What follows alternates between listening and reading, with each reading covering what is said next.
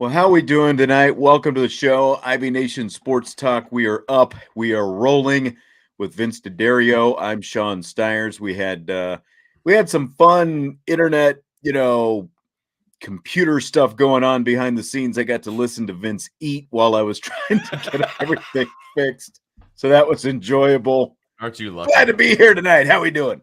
Oh man, it's Monday. I'm fired up. No better than a Monday after a win. You know what I'm saying? Whether you're That's at right. practice or whether you're covering the team, it just It's makes our things, first one. It just makes things a lot better when you get to talk about a W. First one for everybody. And we had all the, big drama last week. Marshall wins at Notre Dame Stadium. Tyler Buckner gets injured and all that kind of stuff. So we had all that stuff to talk about. And now here we are. We're ready to go. But a 24-17 win over Cal. Marcus Freeman finally has his first career victory after beating Cal.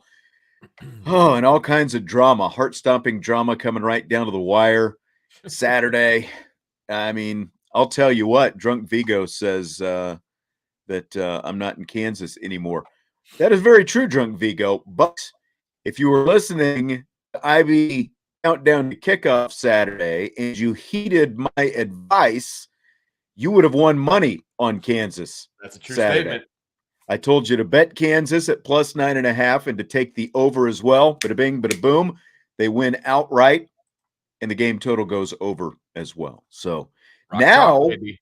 We've got 3-0 Kansas against 3-0 Duke. Mike Elko and Duke going to Kansas Saturday.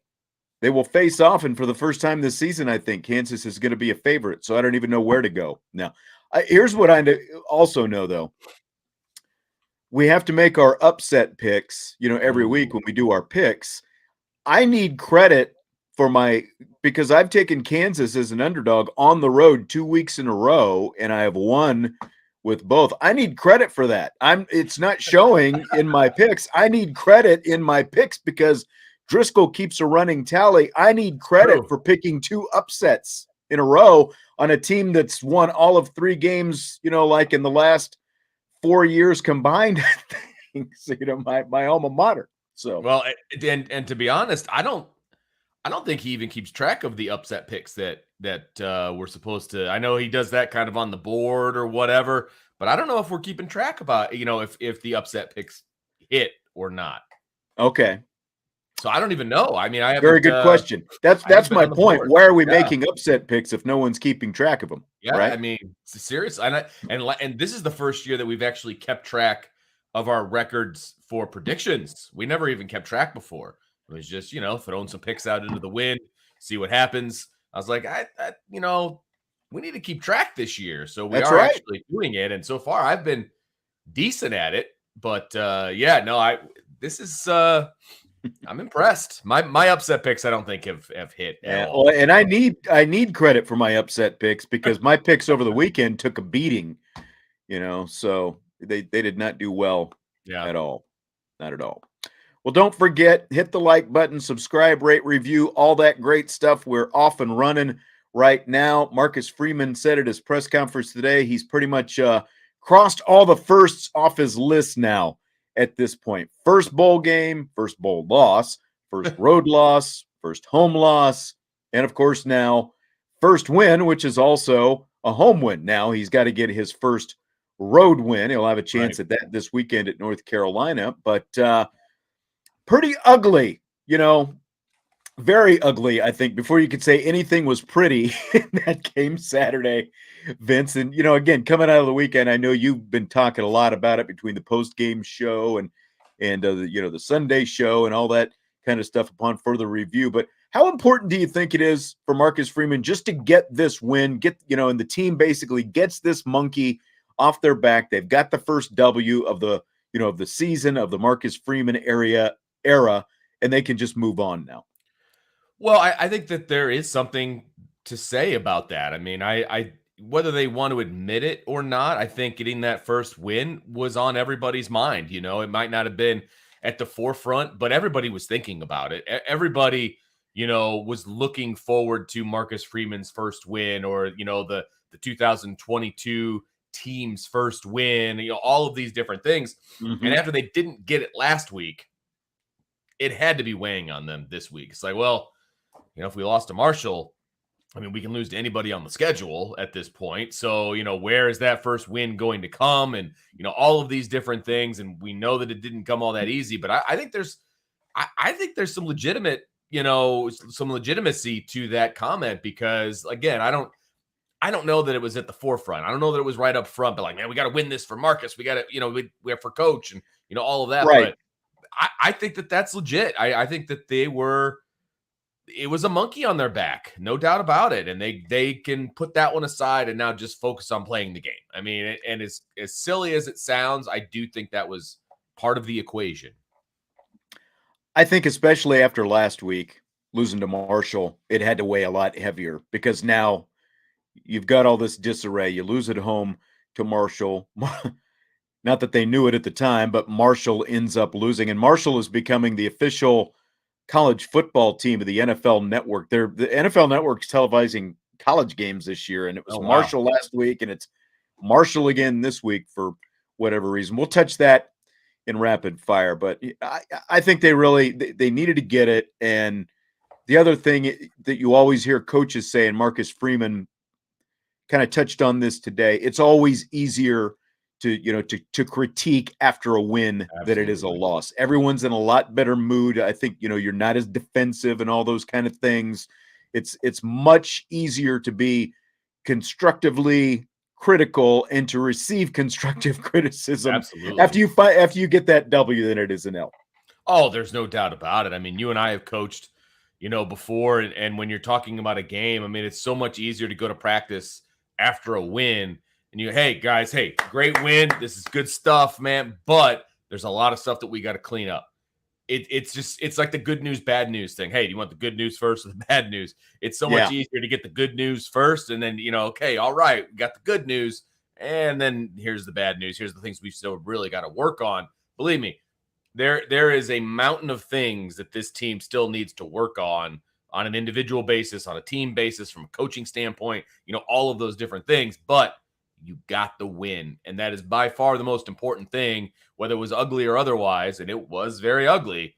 They got the win, and it just makes practice so much easier. It makes the critique so much easier. It makes game film so much easier. I mean, even me, and I have nothing to do with this team as far as the outcome of games. It was so much easier to watch that film and critique it for last night's show than it was for the Marshall game. I didn't want to watch that. I wanted to burn that game film. You know what I mean? Well, there was at least some good stuff that you could pull out of this game as well. There was not much good that you could pull out of that Marshall game at all. Now, you talk about good news, bad news. First half was a mess. That was the bad news. With the exception of a couple, one drive, handful of plays here and there. The first half was just a mess. And we will talk about do your effing job in rapid fire. We will save that, so we've got that coming up here in a little bit. But Drew Pyne, Vince, speaking of the good and the bad, 7 of 12 for 57 yards in the first half. Did throw the touchdown pass to Chris Tyree, but of course he fumbled the snap, and it was about as bad a beginning. Now, it doesn't help when you've got 3rd and inches and you're about to convert a first down on your very first drive, and a veteran wide receiver is, offsides. That doesn't help. Yeah. But and that was partially his fault, Pyne's fault as well. He snapped the ball before Lindsey was ready to go, and Lindsey was moving. Now, so this is twofold, right? Lindsey needs to be ready to go. He needs to be in the right spot. He was positioning himself to get onto the line of scrimmage while Drew Pyne was snapping the ball. Now, number one, Lindsey should be lined up correctly in the first place. Number two, as the quarterback, Drew Pyne needs to make sure everybody's set before you snap the ball. Yeah, so make sure everybody's set. There's a lot of blame to go around on that one, but you're absolutely right. That does not help the situation any at all. Yeah. He ends up going 17 of 23 after having a really good second half. He was 10 of 11, 93 yards, a touchdown. In the second half, 2 touchdowns in the game, 1 to Mayer, 1 to Chris Tyree. And he just, to me, Vince, looked like a guy who settled down. He did not look calm in the early going. Like we talked about, the fact that he's got all this energy and the swag and all that stuff as an asset for him. He just looked like he let it get the best of him out there in the early going in the first half, just the way he was missing so badly on so many easy passes. Well, and I think you can really look at this game, not necessarily a game of two halves, but a game of all the mistakes and getting yelled at. And then after that, like that is kind of where I would draw the line. And that kind of was the line, like, again, we're saving the Reese explosion for rapid fire. Right. But after he got his butt lit up, things changed. Well, he scored a touchdown. I mean, let's be honest. There was 1, 2, 3, 4, 5 offensive series. Okay. Obviously, none of them were successful. The last one ending up in a fumbled snap, which was 100% Drew Pyne's fault. Right. Okay. So somebody in the chat said that was Carell's fault. No, it was not. No. And then after that, then the offense starts to click. You start scoring touchdowns. You start getting field goals. You start doing different things. Like, he started to settle down. And, was he too jacked up? I mean, he's a very emotional leader. We know this. We've seen it a million times at practice. He is the emotional guy. Was he too jacked up? I mean, he knew he was making mistakes when he put that one into the ground to Michael Mayer that was wide open. I mean, he immediately goes to the ground on his knees, both his head and his hands. As soon as it left his hand, I mean, he knew he was messing up. He knew he wasn't doing his job. So he finally settled down. And I will also say, and I said this in the post-game show, and I said it last night in the Upon Further Review, I was one of Tommy Reese's biggest critics in the first 2 games for the game plan and everything else. His game plan on Saturday for a brand new quarterback to get him kind of in the groove and get him in rhythm and all of those different things, it was spot on. I mean, it was a great game plan. If he completes some of those passes, we're talking about 10 to 20 plus yard, completions and from a 5-yard pass, that one to Styles that he put into the ground, the very first play of the game, that should have been a 25 to 30 yard game right off the bat from a 5-yard throw, and he didn't complete it. You know what I mean? So I was impressed with the game plan. You got to give credit where credit is due. It just, Drew just wasn't executing it until after he got his butt chewed. And you know what? Credit to him for turning it around at that point. He responded. Exactly. That's exactly right. Led 3 touchdown drives, a field goal drive as well, after all the 3 and outs, to start the game. And it was just like one of the least scintillating, least pleasing first halves I can remember in quite some time. But you're right. Tommy Reese called a great game. Just like I loved how they came out with all the 11 personnel and 21 personnel mixed in there, and essentially pushed aside the 12 until later in the game, which we'll talk about in a little bit here. But mostly 11 and 21, 11 and then 21 in the first half, including the touchdown pass to Chris Tyree, where he, again, like you talk about, like he used a lot of pre-snap motion that, like we talked about, to help Drew Pyne figure out, is it going to be zone? Is it going to be man-to-man? And on that touchdown pass, how he used Estime going to his left, got the safety to move down, and then he had that wide open seam, and he finds Chris Tyree. Just a nice little piece of chess there for Tommy Reese, and Drew Pyne finally, again, like able to make a layup there on an easy pass, and you let a great athlete do his thing. Oh, no question. And we talked about this in Upon Further Review. Drew did a really good job of using his eyes and using a pump fake to go to the right to get rid of the other safety as well. So part of it was scheme in that Estime, when he went in motion and he went to the flat, that took care of one safety. And then the eyes and the pump fake took care of the other safety, and Chris Tyree was wide open. And so, that was where, Drew is finally starting to settle down. He understands what he's seeing. He understands what he's doing. And he aimed that ball. There's no question about it. When he threw it, he kind of left his hand out there for a second, doing the Michael Jordan, when he kind of left during Utah. Right. He kind of left it there. He aimed that sucker, but it was so wide open. I mean, again, like you said, that was a layup throw. He hit it. That's all that matters. It was a touchdown. Yeah. So, hey, we'll take it. And hey, speaking of Chris Tyree, we finally got our wish, right? Everyone got their wish. Now, it turns out that, Logan Diggs was sick. They said he would have been available if they needed to have him, but they end up basically Chris Tyree and Audric Estime get all the snaps for the running backs. And lo and behold, they had their best running day of the game, and combined, they were just beasts. Chris Tyree, the lack of touches, he ended up with 17 carries for 64 yards, 5 receptions for 44 yards. He was averaging just 6 touches per game in the first 2. And on that touchdown drive alone that he finished off, he had 6 touches for 47 yards. Yeah. I mean, we were talking, 15 total would have been great, going into the season. Like, that's kind of where we wanted to see Chris Tyree at 22 touches. I mean, that's fantastic. He was targeted 5 times in the pass game. He had 5 receptions, and he had 29 yards after the catch.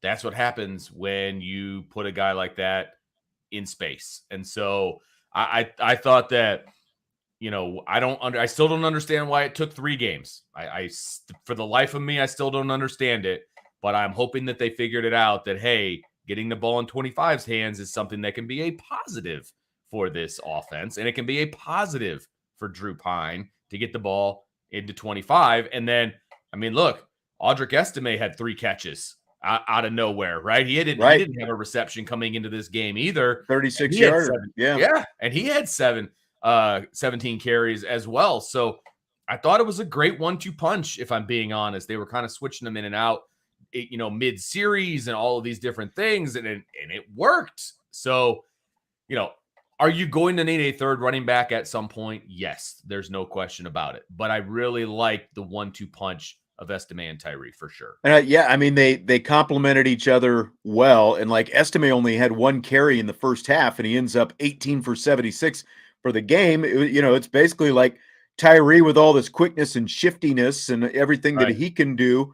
It kind of gets it going, and then they just come in with the sledgehammer, Estime, and he was just slicing through that Cal defense in the second half. It was a joy to watch. He was named the offensive player of the game. What did you think about that? Like, I was a little surprised because I felt like Chris Tyree was the biggest difference to me in the offense. I think I would have gone. The coaching staff made the call, and they said by the way, they only do it after wins. So this was the first time they did it.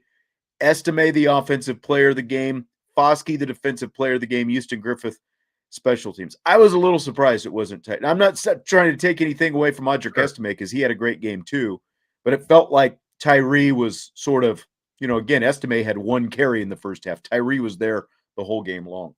Well, and if I'm being honest, all 3 of those, I would have had somebody different. I probably would have had Chris Tyree for offense. I would have had Jacob Lacey for defense, and I probably would have had John Sott for special teams. I mean, he's deserved that award all 3 games, frankly. He has. I mean, he's been a huge bright spot. He's an All-American, for goodness sakes. And so I would have had a different person for all 3 of those. Now, I will also say this: coaches pick certain guys for certain reasons. Right. Maybe we're giving somebody a little confidence, a little shot in the arm. Again, Isaiah Foskey showed up finally in this game. He was kind of invisible the first 2 games. So, hey, it's like, hey, buddy, here we go. Player of the game. This is you. Let's go. Keep it up. You're going to need Isaiah Foskey moving forward, right? I mean, you're going to need him to be the leader on your defense. So I get it. But, hey, it is what it is. Yeah. Ed said, Estime probably picking up blocks really well in the backfield. He did. He did that for sure. Yeah, they both did. There's no doubt about it. I just think from a difference maker standpoint, I would have picked Chris Tyree. But again, so too. We are splitting hairs a little bit here too.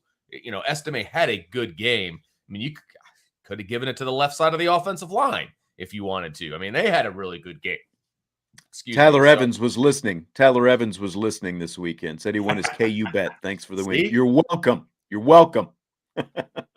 Again, It's going to be tougher now because they're not an underdog. I like them better as the underdog. You know, I can feel pretty good about. Nobody wants the target on their back. That's Everybody right. wants to be the underdog, man. That's exactly right. We also got the debut of Tobias Merriweather. He comes in on the touchdown drive in the first half. That's true. And as soon as we knew they were going to throw the ball, he was off the field. And that is, look, we were begging for him to be on the field. Baby steps. He's on the field. Now they need to have him on the field for when they actually throw the ball. That would be fantastic. And it would be great if he got targeted. That would be nice as well.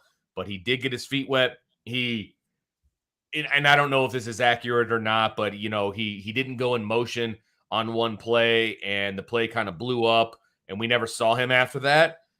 I don't know if that's why. I don't know if that was by design or whatever. And we did, because I was sitting next to you. I had the binoculars out, and I was like, Pyne's waving at somebody to go in motion, and it sure looked like he was looking right at Tobias Merriweather. And then rewatching the game, Jason Garrett said the same thing.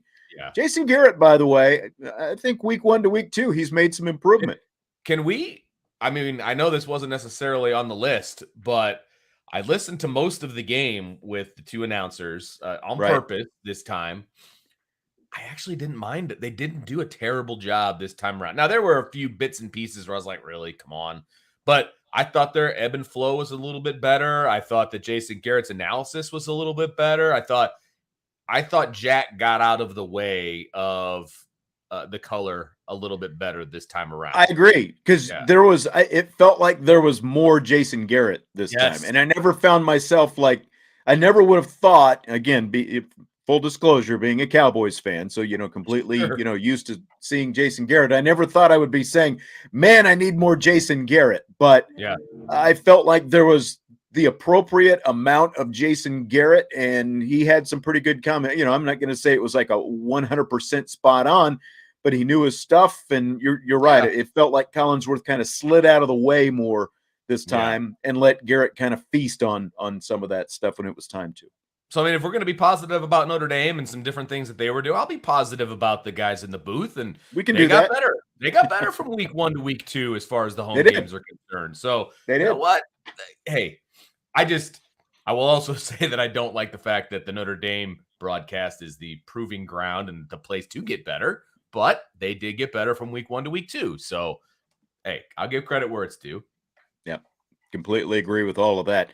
As for Tobias Merriweather, again, not targeted, didn't see him after that. And Marcus Freeman, he was asked about him today and was basically saying, you're in a close game and you have to have the guys out there you can trust who are 100% going to do their job when you're in a close game like that. So that's, without saying that's why we didn't put him back in, that's why they didn't put him back in. There was a lot of mistakes by the wide receivers that were playing, and so that was a little bit disturbing. I mean, I guarantee you Tobias Merriweather can whiff on a block just as easily as a couple of the other guys did as well.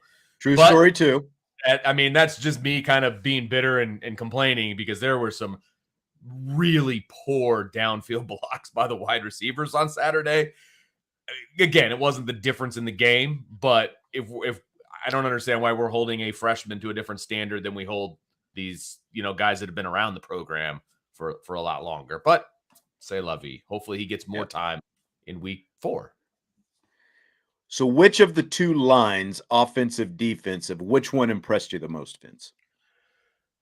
It depends on your definition of impressed, to be honest with you, because I thought there was the most growth from the offensive line. So that impressed me.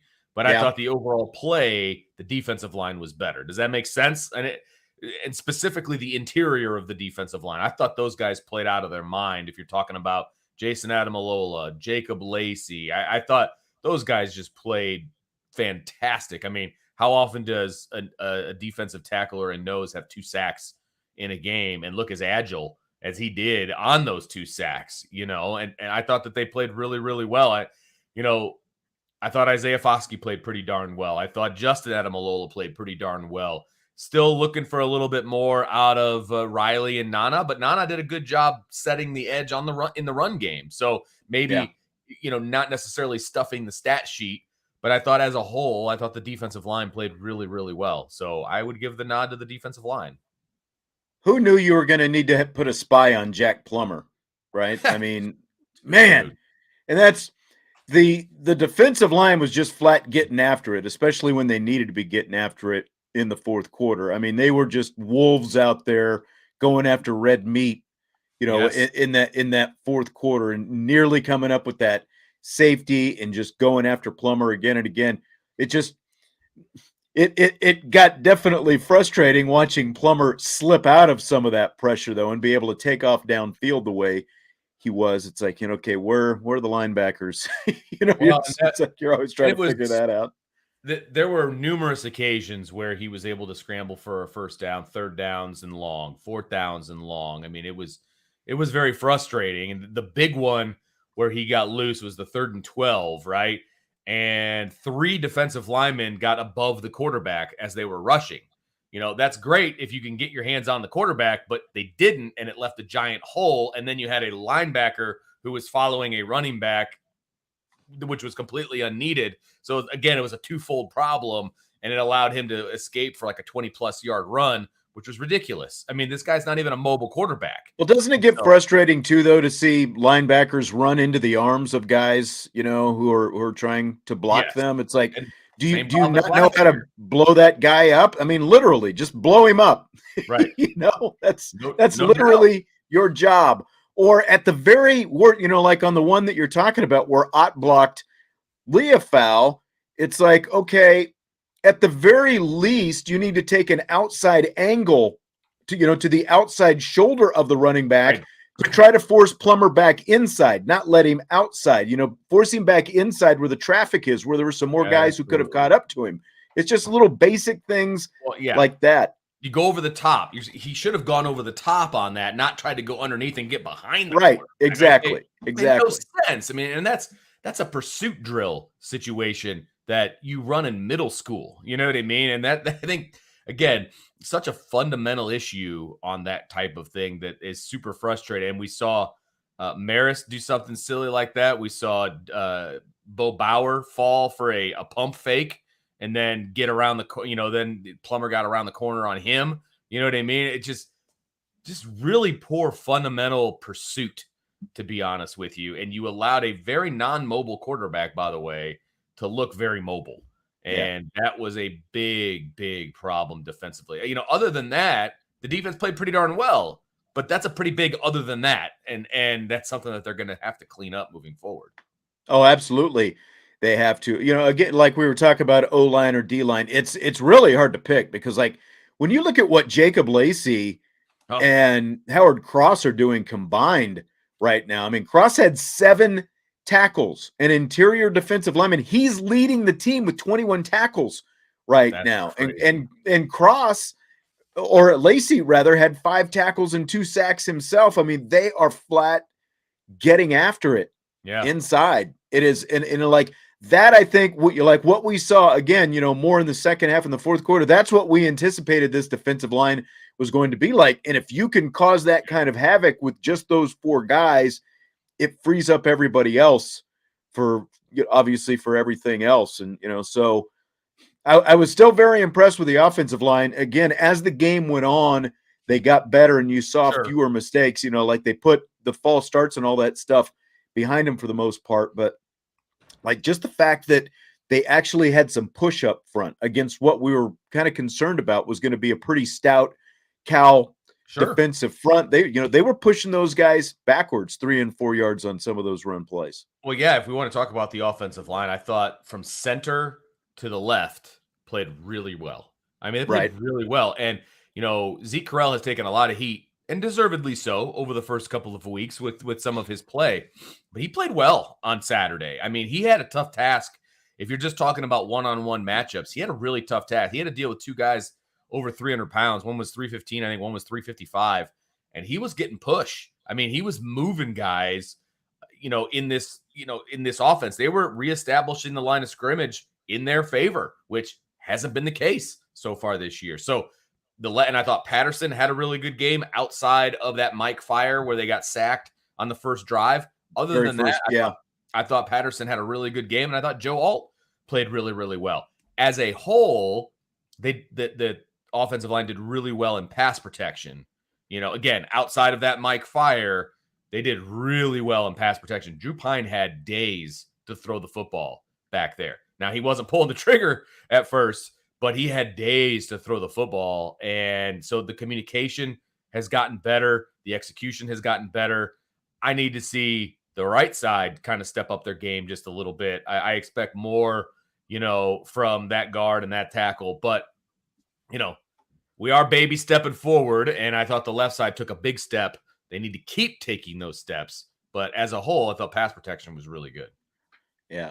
A100 with some more critical analysis of NBC, saying NBC's presentation is pretty low rent. I mean, I don't have a problem with a color analyst cutting his teeth on especially right. This is a guy, Jason Garrett, who's been around. He's been an NFL head coach. He's won playoff games and all that.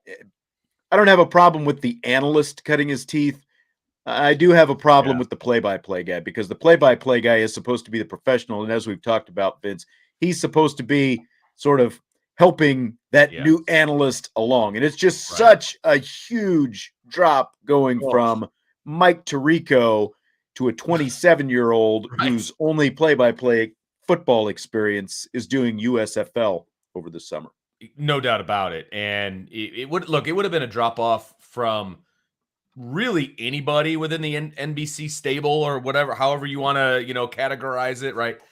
It would have been a drop off from anybody from Mike Tirico to whoever, but this was, massive. It was Canyon-esque, if we're talking about that drop off. And again, I thought Jason Garrett is doing a pretty decent job, but it's so much easier to bring along a color guy, because a lot of times the color guy doesn't have a lot of experience because it's a former player, or it's a former coach, or whatever the case may be. And frankly, play-by-play guys are used to having to bring along a color guy, somebody without experience and propping them up and, giving them some layups and things like that. Jack doesn't know how to do that. Now, he did better in week 2 than he did in week 1, but, I just don't like the fact that he has to learn on the job. Yeah. Yeah. I agree with all that. We'll have plenty of time to get into that more as this season goes along as well. Okay, a couple end of half things I want to ask you about before we move into rapid fire here in a few minutes. So Notre Dame punted with 6 seconds left in the first half. There were actually a lot of people saying, "Oh, you need to take a shot at the end zone." What do you think? Should they have taken a shot at the end zone in that situation?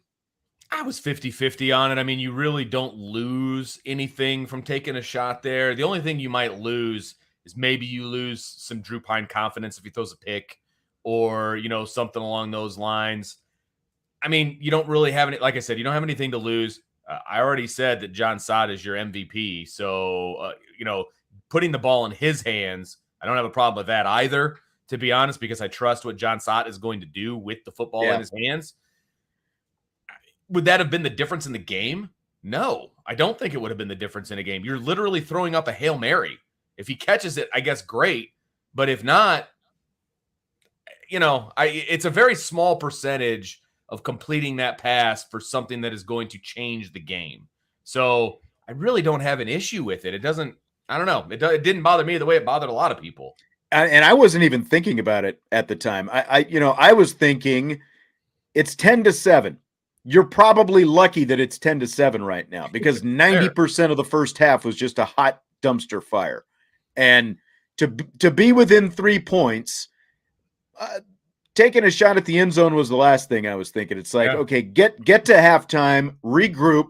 You don't want any disastrous things happen, and the next thing you know, you're down 17-7 instead of only down by a field goal at halftime. So I had no problem with them doing what they did. Like, to me, even like John Sott, like you said, I don't have a problem with him, but still, like, what if you have a high snap, or, you get a good rush and the punt is blocked, and, like any of those different things. I almost would have thought about just running the ball one more time, but I don't know. taking a shot at the end zone was the last thing I was thinking about because of the way the first half went. Right. And look, I get it. I see where people are coming from. They're starving for offensive points. They want to try to put some points on the board. And I believe Marshall received the second half kickoff. And so, of course, you want to maybe try to get some points on the board before they get the ball in their hands and, et cetera, et cetera. I get it. But throwing a Hail Mary, the odds of you completing that are pretty low because Cal would have put everybody they had in the end zone, and it would have been a very similar scenario to the end of the game, and that wasn't completed either. So I don't know. It just didn't bother me. I wasn't even thinking like that. Yeah. Derek obviously thinks that Steve Angeli is Uncle Rico and could throw a Hail Mary, from midfield to touchdown. Jesus, he's going to throw the ball over that mountain over there. Oh, my goodness gracious. Oh, I love it. I love it. All right, what about the end of the game? I know pretty much what this answer is going to be because I was sitting next to you listening to your critique of how Notre Dame handled its final offensive possession before punting to Cal with a little bit more than a minute remaining. So they basically decided it's time for 13 personnel. We're going to stuff the ball into the line of scrimmage, and they ended up punting. What did you think about how Marcus Freeman and Tommy Rees handled that? So I realize this is also a podcast, so I will say what this says. But if you look at my notes, what does that say? Not happy. I was not happy with that particular drive. You gave it to Estime 3 times. You gained 1 yard every single time, and then you punted, right? And they took the delay of game to give John Sott a little bit more room and all of that. Me, personally, I wanted to see them continue to run the ball correctly, like within the offense, not 13 personnel. We're just going to shove it up the middle and try to run clock, right? Run your offense, go down there at the very least, put up a field goal so that you're up 2 scores, okay? Right. Put the game away, put the nail in the coffin so that we're not, testing the validity of your pacemaker at the end of the game with a Hail Mary, okay? Yes, and that's basically what you just said right there. I had no problem with them running the ball because Cal had burned all its timeouts. They started burning their timeouts early because Notre Dame was starting to run the ball effectively, and he was trying to keep himself as much time as possible at the end. I guess in a way it paid off. I just wouldn't have gone with the 13 personnel because, again, I don't like the 12. I don't like the 13 because they gain no advantage with who they have as their extra blockers by inviting the defense, everyone into the box like that. They gain no advantage by doing that with their 12 or 13 personnel. I would just rather see them, as you said, run the regular offense. You can keep running the ball, but do it from 11 or 21 like they were doing when they were having success in the second half doing it. Just keep that personnel out there. Just stop thinking about this 13 because it gains you no advantage at all. They were lucky to get a couple of yards out of it, and then they're punting again. Right. So I had no problem with running the ball. Yeah. Yeah. And look, if you want to go 12 and 13, then give me a play action. You know what I mean? Give me something that shows that you're trying to get a first down, because in all reality, I wanted them to score, but all they needed was a first down. I mean, they gave the ball back to Cal with over a minute to play. It was 1:03. Now, that last drive was crazy town. I mean, don't get me wrong. Oh, my gosh. I mean, you had the targeting, you had the interception, you had the sack that wasn't a sack, and it was a return, and then the clock situation and the reviews. It's like 2 different times a team that has not caused a turnover looked like they had sealed the game with a turnover, and then it gets yanked away. And if you're Marcus Freeman, you've got to be feeling like you are the most snake-bitten coach in the world as you stand there and watch first an interception on the first drive that is taken away because of the targeting, and then the Tariq Bracy touchdown that's taken off the scoreboard because it's like you get a sack, but oh my goodness. Well, it's funny because somebody what are you feeling, as the game is wearing on there at the end, that last drive, et cetera. He's like, well, I had a conversation with God, Not kidding. That's right. That was the most honest answer I've ever heard, and I thought it was fantastic, to be honest with you. I mean, that was because I would have been doing the same thing. Like, I just converted. I just became a Catholic. What is going on here? I thought that was actually just awesome in his response there. But I mean, what else could have gone wrong except for them catching Hail Mary at the end, which frankly, without watching it on TV, because we were watching it live from 9 stories up, I didn't see the ball squirt out. Wasn't sure what happened there. I thought he caught it, to be honest with you. I thought the kid caught it. I was like, you have got to be kidding me. You know, of all the endings. And that would have taken the cake. Yeah. Oh, you know, and then they go for 2 and win the game. You know, like that's somebody said that in the chat. Yes, that's what would have happened. They would have gone for 2. They would have won the game, and we'd be talking about 0-3. So it's just, but they got the win, and that's what matters. So, yeah. Austin with a comment says it was disappointing seeing no deep shots in this game, but Cal's D is designed to prevent that. Bet we see some this week. Yeah, and I think that between a couple of different things, you've got an offensive line that had been struggling. You had a defensive front that next to Ohio State, you know, was the next best defensive front that you've seen through the first 3 games this season, was supposed to be pretty formidable. And, you know, so if you're going to take deep shots, you've got to have more time in the pocket. And Drew Pyne does not have Tyler Buckner's arm either. So I just think there are a lot of variables.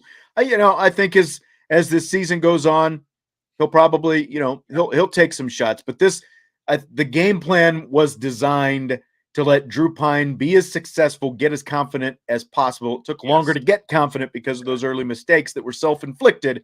Right. But it was all designed around, new quarterback and all these other issues that you've had so far. And that was the game plan wasn't to go deep. They didn't need was playing. I think that you'll see the offense open up a little bit more as Drew Pyne gets a little bit more comfortable, and as the people get more comfortable with Drew Pyne, for that matter. I mean, he was the number 2 quarterback. He wasn't throwing to these wide receivers. He wasn't dealing with this offensive line. I mean, he's got to get used to those guys just like they've got to get used to him. So, the comfortability will grow, and they are going to face a defense that is nowhere near as good as Cal this coming week. And so you're going to be able to do more things anyway. And so, I think those shots will come. They won't look the same as if Tyler Buckner was there. Tyler Buckner has a stronger arm. That's just that's not me. That's just analyzing the facts, right? I mean, he just does. And that's not subjective. That's just fact. That's easy. Yeah. That's an easy one. I heard an analyst say that, he expected to see more long balls because Drew Pyne's arm was stronger. I was like, what are you watching? Like, where? Somebody said that? Yeah. Really? Mm-hmm. Yep. Okay. So I'll tell you who later, but I'd like to hear that. Yeah. So let's say I was driving in my car and I started laughing out loud. So, oh boy. Yeah. So anyway, but no, it'll look different. It'll look a little more play action-ish. It'll be, that kind of a thing. But I think that they will try to stretch the field a little bit more. Vigo wants to know if Pyne is a poor man's Ian Book. I mean, I hate the poor man's analogy, but it's there's some similarities. I think he's not as good a runner as Ian Book was. Right. I think we kind of saw that a little bit, but I think he will take more chances than Ian Book did. But from a physical arm strength type standpoint, Ian Book's arm was stronger, so maybe that's the poor man's part of it, But similar build, that kind of a thing. So I could see that comparison. Ian Book was a better quarterback. Yeah. Yep. All right, Vince, we've come to the point in the show where we say it's time for rapid fire. Yes. There's some good ones in there tonight, man. All right. Yeah, I mean, we loaded it up. We loaded it up with in rapid fire tonight. Starting with this one, fully loaded. We've seen the video. I'm sure everyone has seen the video at this point. Tommy Reese. That's right.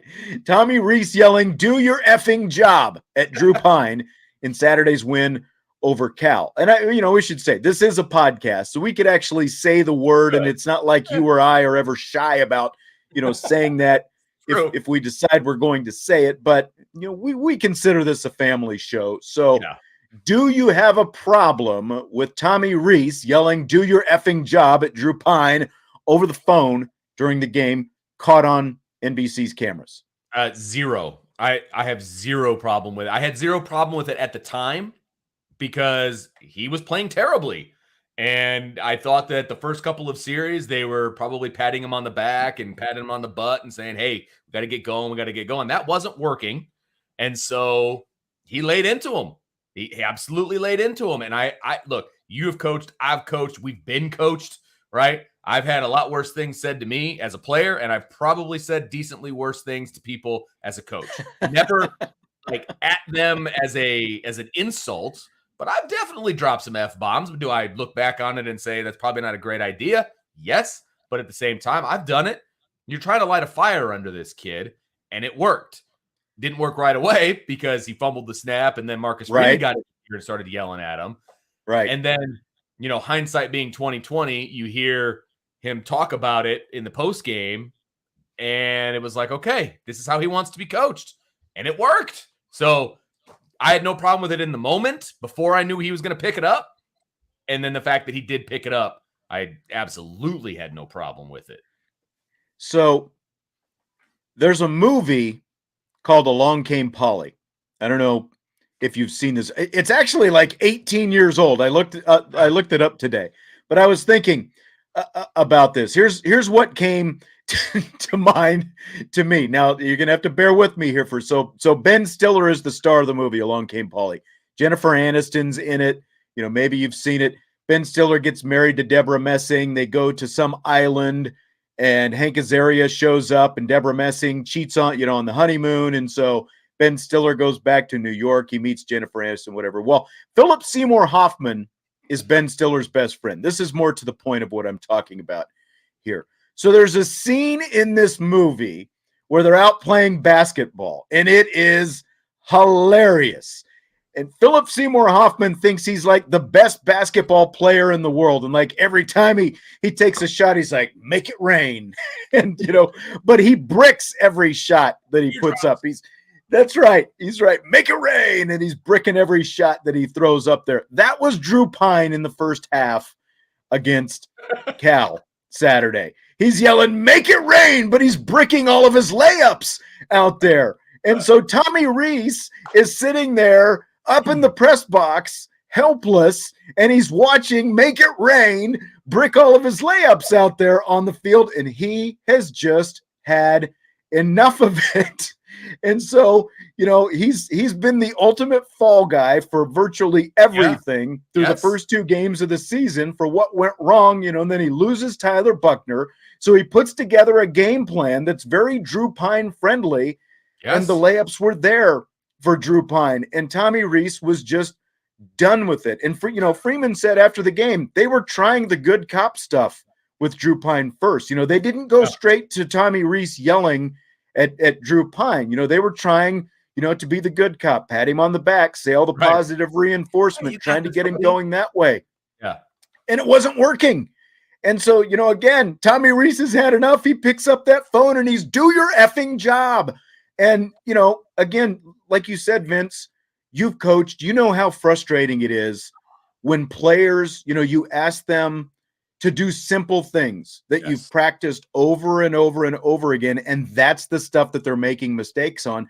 And that is the stuff that is going to get under the skin the quickest of a coach, is these simple things that you've done over and over and over. And I think that's where Tommy Rees was.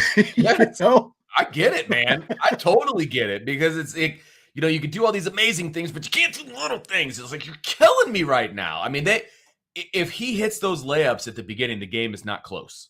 The game's not close. Notre Dame goes down and score. I mean, they had 5 offensive possessions before they even scored anything. And by the way, Cal wasn't exactly lighting up the scoreboard in the meantime, right? I remember having a discussion with one of our colleagues at halftime. It's like, okay, well, whoever wins this game is going to be whoever plays less worse offense, and that's how I felt at halftime. I mean, it was terrible to watch. And so if Notre Dame would have, and Drew Pyne specifically, if they would have capitalized on some of those layups, it would have been a blowout. It would have been an absolute blowout. Yes. But there we were praying that a Hail Mary wasn't going to land on the last play of the game. I know. And I don't know when I first saw that video. I don't remember, like, I can't remember if I actually saw, I think it was maybe later in the game that all this stuff started, that I saw it anyway on social media. Of course, it starts blowing up. And I get it, like people don't like the language or whatever. But I guess what I would say to that, one, it wasn't you stupid effing bleep bleep, right. Or, he wasn't directing it at him. He was using it basically like a descriptive adjective. Yes. Yeah, exactly. It's like, do your effing job. It wasn't you effing, whatever, do your, so it wasn't that. And like, let's be real. Like, again, if you're going to clutch your pearls because somebody used an F-bomb, walk down the hallways of any high school in America right now. And hey, just sign in, say you're here to see Vince. Because again, you've been there. You've been there. I'll walk you down the halls and you'll see.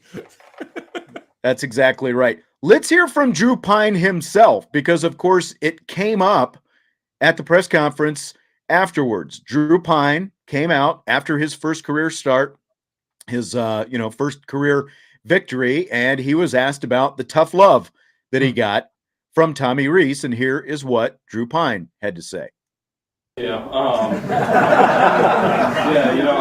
Coach Rees, I always, I tell him to be hard on me. I texted him this Sunday and I said, I want you to be very hard on me in practice. I'm going to treat practice like a game, and I want you to as well. And, that's the standard he holds me to, and that's what, I asked for, and I respond well to hard coaching.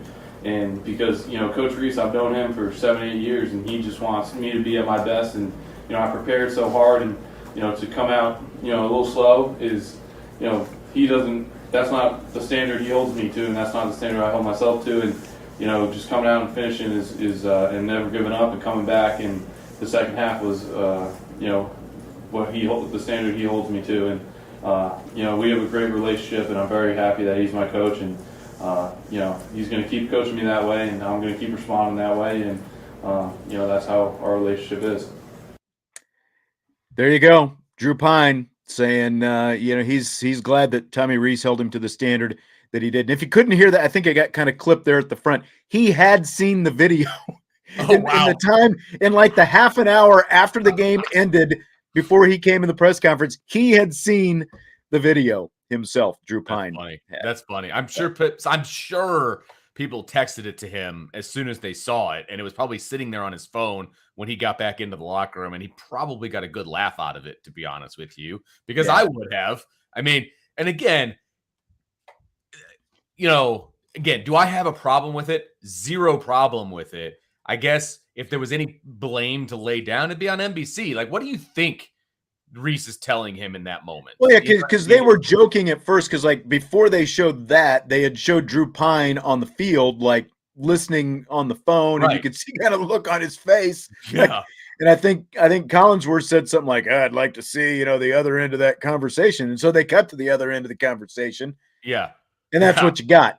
And, I mean, it is what it is. They have a camera up there. Tommy Rees knows there's a camera up there. I mean, he's just coaching, and I have no problem with that whatsoever. I would say for the people that are offended by it or whatever, well, and then that's on NBC. I have no problem with that being the coach relationship. And that's the other thing. Drew Pyne has been in the program. He's a junior, and Tommy Rees has been his coach the entire way. They know each other really, really, really well. And somebody said he's the poor man's Ian Book. Maybe he's a poor man's Tommy Rees, to be honest with you. I think there's more similarities to Tommy Rees than there are to Ian Book. Drew Pyne may be a little bit more mobile, but other than that, I think they're very, very similar. So I'm sure that they know how to talk to each other to get each other motivated. Right. Exactly. So what do you think Marcus Freeman's first win will be remembered for, Vince? Oh, my gosh. Honestly, I hate to say it, but it might be what we're just talking about. It might be the Tommy Rees screaming at Drew Pyne situation. It might be like 10 years from now. Oh yeah, that was the that was the one where Tommy Rees was screaming at Drew Pyne. Yeah. I mean, either that or the green jerseys. I mean, those are the only two things that really stick out from that game, if I'm being honest. So I think it might be the Tommy Rees Drew Pyne conversation that they had. I think that's what I'm going to remember the most. Because I don't remember the first Brian Kelly win, if I'm being honest. I don't either. And that's kind of what that was kind of my initial thought, basically along those lines. I think probably 10 years down the line, we'll probably even forget this, and it'll just be, oh yeah, Marcus Freeman beat Cal in his first game. Right. He finally I got know his I was first at win. Brian Kelly's first win. I know I was there, too.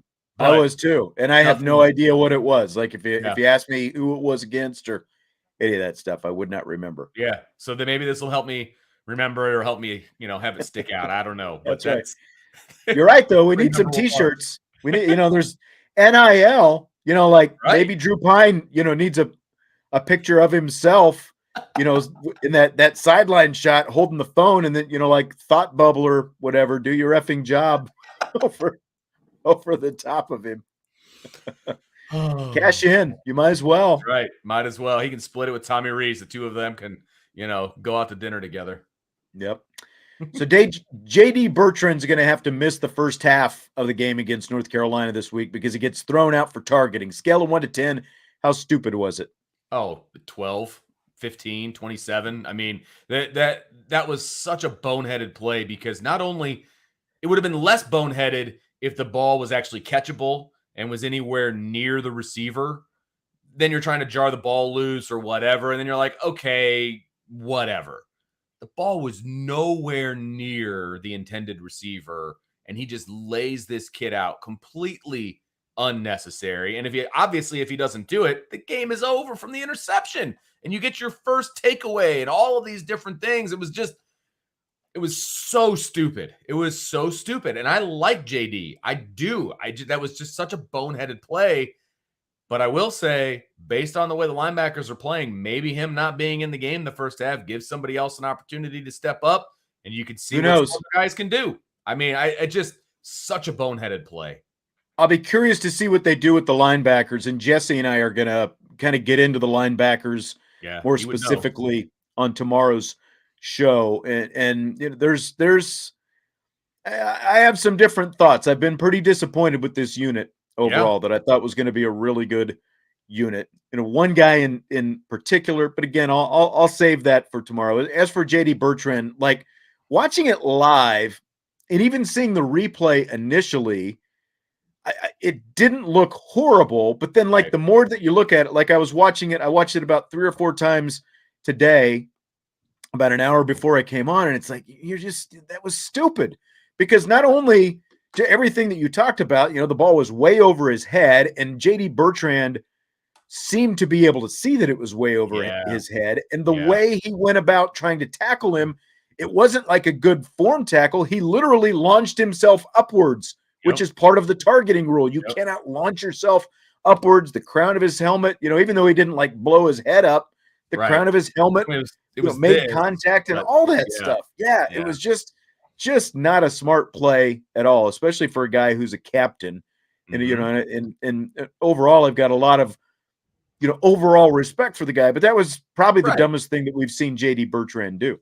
Look, I mean, he's the leading tackler last year on this team. Yeah. And so I was defending him an awful lot going into this season, and even after some of the poor play after the first couple of weeks. But the linebacker play was so poor all around, in Saturday's game that now. And again, I am not the type of person that's, get the next guy in, they got to be better, blah, blah, blah. Let's fire everybody. That's not usually my mantra. But at this point, there's a lot of young talent at linebacker, and I cannot imagine that they would be worse at this point. So why not? Yeah. Why not? John A1 says JR is going to get practice reps this week. The middle linebacker may be different going forward based on the play, the 3 we've seen. And Junior Tuilalamaka. Yep. I mean, Marcus Freeman said today that Junior, of the young guys has gotten the most reps so far, and he would get more. And I'll be really curious to see if they kind of shake things up a little bit and do move things around. I wonder if all the cross training, maybe ultimately came back to bite them a little bit with moving all these guys around, and it's like now you're moving Kaiser inside and doing all these different things. And Brian and I kind of we touched on that last night, and upon further review, it's like you've got a bunch of guys, and we talk about the value of multi-positional guys and guys you can move around and all of that. That's true. There's no doubt about that, especially in the recruiting world. But once you're here, unless you're super special, okay, being a jack of all trades means you're a master of none a lot. And I That's feel right. like that is very much the case here. And so some of the blame obviously has to go on the players. They're not making the plays. But then some of the blame also has to go to the coaching staff. And the linebacker coach is also the defensive coordinator, who, by the way, has had, I would say, 2 out of 3 great game plans up to this point. As a defensive coordinator, I think he's doing a great job. As a linebackers coach, not so much. And that was the position that I thought was going to be the most solid coming into the season, because you had Me too. You had him, who you had Golden, who went to the Super Bowl as a linebacker coach. You had Marcus Freeman, who's now the head coach, but coached linebackers. And you got James Laurinaitis, who's coaching linebackers, who, obviously really, really good at the position. You would think with those 3 guys that position group would be taken care of. That is just not the case. So I think there's a lot of blame to go around at this point, and they're either going to need to coach these guys up and keep them in one position, or it's time to start figuring out who else can play. Right. Fill in the blank, Vince. The college football instant replay system is blank. Just as confusing to me as it always has been. I have never understood the college replay system. The NFL system makes sense to me, right? It's very cut and dry. You get X amount, if you win it, you get it back. If you lose it, you lose it. It's very, very cut and dry.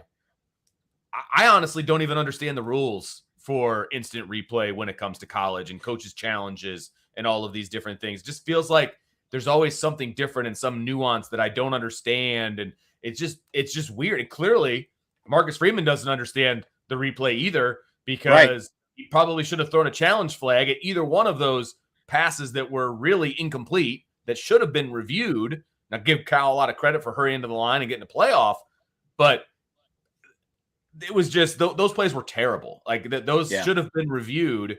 Marcus Freeman either needs to call a timeout there, or if he can challenge, I guess you challenge. I don't even know if you can. I don't know.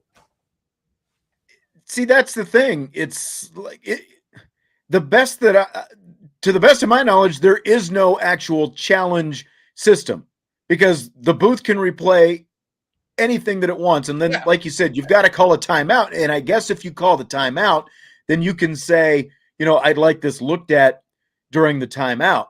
And then, you get the timeout back. I don't understand why this has to be so hard. The NFL system has had their replay challenge system in place for years, and it works really well in the NFL. Why can't college just go to the same thing and give the head coach the challenge flag? Marcus Freeman, if he wanted one of those pass plays reviewed, could have just thrown the flag out. And then obviously if they overturn the call, he gets to keep the challenge. He can challenge again. Why should he have to use a timeout in the first place? Because in theory, in college football, every single play of a game can be challenged. So like, why was the replay booth so far behind when you could see on TV that there was at least an indication that the ball was loose when Sturdivant made those catches? Like they should have went to look at that right away. If there's any question, which there was, because you could see the ball moving both times, they should have done it. But it shouldn't even have to come to that. It should. Why does a coach just not have the flag just like in the NFL, and you can challenge? You get X amount of challenges per game. And if you win the challenge, you get to keep it, and then if you lose it, you don't. It's just that simple. I don't understand why college has to make it so hard. Right. Oh, absolutely. And they reviewed the quarterback sneak by Plummer, which was obviously, I think his whole body was in the end zone. We take time to review that, but we don't take time to review a long pass play that changes the whole complexion of the game. 2 of them, frankly. And it just doesn't make any sense to me. Why are we wasting time on obvious ones and not checking ones that are suspect at best? Right. And then, like Michael is saying here about the fact that, there was the photo of the field goal and the offsides was called. And, and then after the game, the Cal head coach is basically saying, oh, we got screwed over on these calls and all that stuff. I mean, it was just a poorly officiated game. And, that's one thing that I think, especially fans from outside, don't realize. Everyone thinks that these are Notre Dame officials. They're almost always the officials of whatever the visiting team is. Correct. They come in from that conference. Yeah, that's right. They're not quote unquote Notre Dame officials. And like, if you look historically, like you can look back where Notre Dame has gotten jobbed plenty of times at home. And it feels like the officials are out to get Notre Dame just as much. And again, this is just another example of that. There were poor calls on both sides. Absolutely. In that game, so blaming the officials for any of this is just poor form. If you're talking about, because I beyond just the head coach, I saw other people saying, oh well, those officials clearly wanted Notre Dame to win this game, and that it's like, again, like, did you look at either one of those pass plays that should have been reviewed, but neither one of them? Right. And there was one blatant hold at one point around the edge on one of the touchdowns, I want to say. I mean, they're blatant issues that were not called that against Notre Dame, right? That would have helped them. And yes, the most obvious one that you can look back on is the offsides on the field goal. I don't know what they were looking at there. Right. Now, was that the difference in the game? It was definitely a momentum. Unless someone was lined up in the neutral zone, because none of the photos, they're from an off angle. None of them are right down the line. If someone was lined up in the neutral zone, I don't know. But then I also heard, like they said, number 50, and number 50 wasn't on the field. But again, if you don't have a photo right down that line of scrimmage, good point. That's where the line judge is. I mean, he's right down. And if the kid's head is even hanging over the football by this much, then you're lined up in the neutral zone and you're offsides. And that's why the call wasn't made until after the play was over, because that's how that penalty is called. So, look, and that's even they asked Terry McCauley, the rules analyst, after that, and he said, well, I don't have a good angle of it because of the angle that they were using when they didn't have a camera shot right down the line. Chalk one up to NBC. Yep, that's right. Another great job. That's right. Fill in the blank, Vince. It is blank that Frank Reich's Indianapolis Colts have lost to the Jacksonville Jaguars in each of the last 5 years. I saw a stat that I believe the Colts are 0-8 in Jacksonville the past 8 times that they've traveled down there. Amazing. 0-8. Like, is Jacksonville really that? I mean, it doesn't seem to be a problem for any other team. So I just don't understand why the Colts keep losing to the Jags. I know.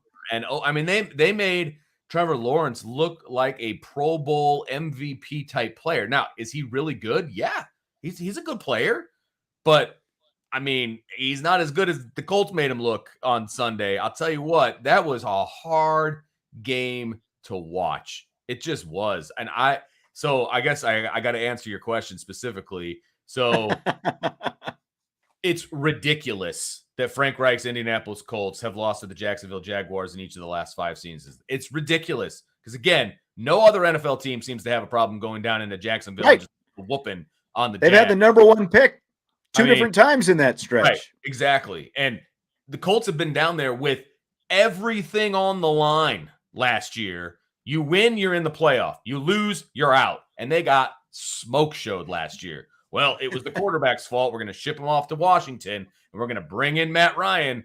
Matt Ryan looked pretty pedestrian yesterday as well. So I don't know what it is, if they're putting something in the Gatorade down there or what, but Colts just look really, really bad down in Jacksonville. And it's like 3 different coaches, Doug Marrone, Doug Peterson this year, and then last year, it wasn't even Urban Meyer that he lost to. It was the freaking interim coach, Darrell Bevell.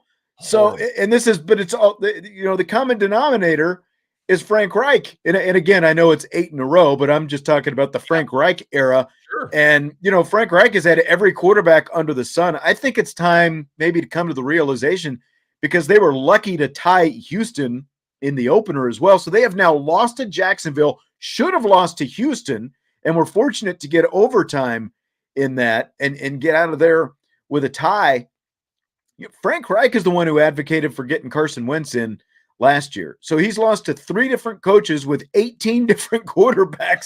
And I think Chris Ballard's a pretty good general manager, but I think you've really got to call into question whether or not Frank Reich is a good head coach at this point right now. If you're consistently losing to basically the worst team in the NFL during that stretch. Yeah. Well, and look, I'm not a huge Colts fan. I mean, I'm an unabashedly, I'm a Bears fan. They look like crap last night too. But at the same time, one of my buddies is a Colts fan. And he's like, man, Sean Payton's unemployed right now as a football coach. They better be on the horn with him yesterday to see if he's got any interest in coming to Indianapolis, because I do think there's talent in Indianapolis. And, the NFL window of, playoffs and Super Bowl and all of that stuff, it's not super long generally. And I think the Colts are kind of in that window. And the common denominator right now is the head coach. And I like Frank Reich. I do like him, when I hear him talk and all those different things. I think he's a good person. Yeah, I think he's a good person. Something's not working, man. And I'll tell you what, NFL coaches have been fired for a heck of a lot less at this point. So, yeah, I'd be like, how much is it going to take to get you into Indianapolis, Coach Payton? Yeah. There's a lot of good people who are not good head coaches. And, there's also Urban Meyer, who, not point. Necessarily the best person, wasn't a good NFL coach, but he's a great college coach. And, of course, he's in demand in Lincoln, Nebraska right now. Last question for tonight, Vince. There's a reboot of the 90s TV series Quantum Leap that debuts tonight. Now, you and I, both really big fans of the original Quantum Leap. Will you be watching the reboot tonight? I will watch it because I'm such a huge fan of the original. Like, I can't be that guy who's like, oh, there's no way they can do anything better. This is the best series ever. But I really like the concept as well as the execution of the original series. And I love Scott Bakula. Like, that's where I kind of, started following his career, was because of that show, etc. I don't know what to think about this one. There's no Al, there's no Scott Bakula. Obviously the players are a little bit different. So I'm curious as to see how they go about it. So I'll definitely watch tonight, but I don't know if I'm going to feel the same way. I just don't see it coming, but I'll definitely watch because there's a lack of good TV out right now. So I do want to watch it. I'll set the DVR. I'll give it a shot. I was reading some stuff. This is a continuation of the original. It's literally set, I guess, 30 years later. So they are working under the operation that the original Sam, did, was sort of the forerunner of the time travel project. But remember Scott Bakula never got back, at the end of things. He was still lost bouncing around in time. Yeah, that's right, Sean. Like, see, that's the other thing. I'm a guy that needs answers. Okay, I need answers. Like the end of Castaway, for example, where Tom Hanks doesn't know if he's gonna go. He's at the crossroads. Yeah, he's at the crossroads, and they just pan out, and then you see the credits. I was like, no, I know. Tell me how it is. Like that. I need answers, man. And so I hope they kind of put a bow on the original series as they launch into the new one. And so I guess there was talk about Bakula, being involved. He didn't want to be involved. I'll be curious, like, if this lasts 2 or 3 seasons, if maybe like this new guy and Scott Bakula, like bounce into the same episode at some point. I think that would be kind of cool, if something like that happened. But so it's like a completely new avatar and, the whole thing. One thing, I don't know if you saw this preview. I did, and I'm very curious. I know where you're going with this. Joe Montana. Is that what you're talking about? He looks into a mirror and he's Joe Montana in a San Francisco 49ers uniform. And so that's what really piqued my interest in this whole thing. And look, it was the 80s, right? When the show was on in the first place. And so the special effects are 80s special effects, right? I mean, with the mirrors and all that stuff. They showed a young Joe Montana in the mirror. Like, so obviously the special effects are going to be 1,000 times better. So, I mean, that does intrigue me a little bit as well. But if they're going to be going into famous people, I mean, maybe the Cowboys win that game, Sean. Maybe that's what happens. I don't know. That would be awesome. That would be awesome if D.D. Lewis actually got to Joe Montana, or if Everson Walls actually broke up the catch in the end zone before Dwight Clark made the catch. That would be awesome. I mean, you got to set right what went wrong, right? That's all I'm saying. So, yeah. So I don't know. I'll give it a shot. I'll set the DVR. I'll see what happens. I don't have really, really high expectations for it, but I'll at least give it a shot. I mean, they're putting up against Monday Night Football. So I wonder how much faith NBC actually has. That's a good point. That's a great point. That's going to be rough.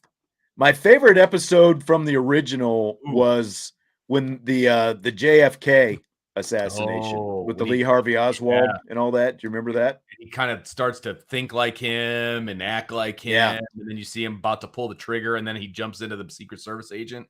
Like that one was almost creepy, to be honest with you. And that was a fun one. I personally like when he jumped back into himself as a high school kid on the farm in Indiana, and he gets to go back that's right. basketball and hits the game-winning shot, and then all of a sudden he jumps into his brother's buddy and he saves his life in Vietnam. See, now we're going down a hole here, but yeah, I love that show. I love that show, and so I don't think there's any way this can hold up, but we'll see. Yeah, I don't either. We'll have to talk about someone I think got in late and they were asking how many touches Chris Tyree had. 22 total touches for 108 total yards that he had. And yes, he had a very, very good game. So, all right. Well, Vince, that's going to do it for tonight. Set your DVR, watch Quantum Leap. We'll probably have to have a review on Wednesday if we have a chance to watch it by then. If not, we'll do it by next week. But, have a great night. Everybody else have a great night as well. And we will be back here, of course, once again tomorrow. Don't forget, hit the like button, rate, review, subscribe, all that good stuff. Vince, there was a lot of speculation on what jersey Vince was wearing. He's got his David Ross World Series champion Chicago Cubs jersey on tonight. Yep. It was Jersey Day at school, so I had to represent. All right. Good stuff. All right. We will talk to you tomorrow. IB Nation Sports Talk.